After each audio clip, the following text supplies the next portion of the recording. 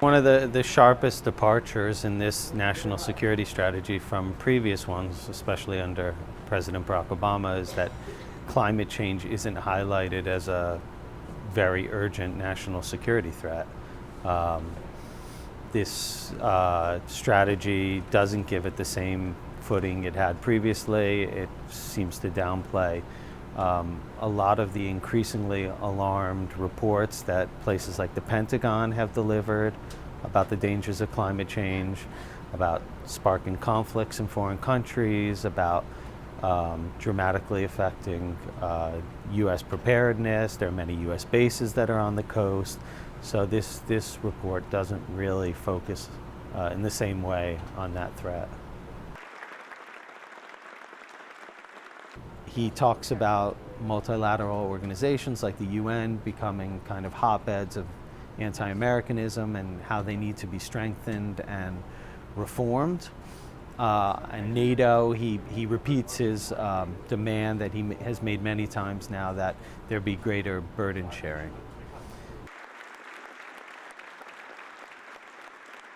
Whereas the Obama administration and even the Bush administration to some extent spoke about trade as something that could lift all boats. Trump's strategy outlines his vision of kind of nations in perpetual conflict and the United States needing to do more to defend its economic interests. Entire regions of the planet. Peppered throughout the strategy, we see references to China expanding its influence in different parts of the world, be it South Asia, Europe, Africa, and it seems to be constantly at to America's detriment. They lost sight of America's destiny. It talks about misinformation, and it talks about Russia kind of as a revisionist actor, a country that would like to reshape the world according to its ideals, which aren't the same as ours.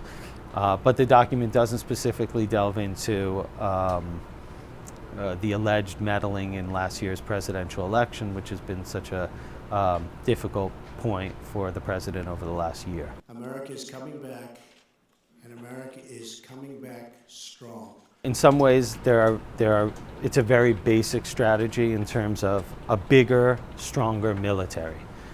Trump has poured billions of dollars into new military spending, looking to broaden not only the numbers, the amount of people that serve, but the amount of weaponry they have, the quality of their weaponry. We're here today to discuss matters of vital importance to us all. The strategy talks about different ways to create options to get North Korea to give up its nuclear weapons program. But it doesn't really spell all of them out. It does talk about creating a missile defense network with Japan and South Korea, which would be hotly contested, I would imagine, by China. Also, South Korea isn't too interested in it right now, so it's unclear how imminently such a network could be established. The document also talks about enhancing U.S. missile defense capabilities, makes an allusion to taking out missiles before they're launched, which could be kind of cyber capabilities, perhaps. It's not really fully explained. 100 world leaders. Trump has made repeated overtures to improve the U.S.-Israeli relationship, and this strategy goes even further in that direction. It talks about Middle East conflicts not being the product of the Israel-Palestinian problem, but about other dynamics like extremism and weak governance in the Middle East.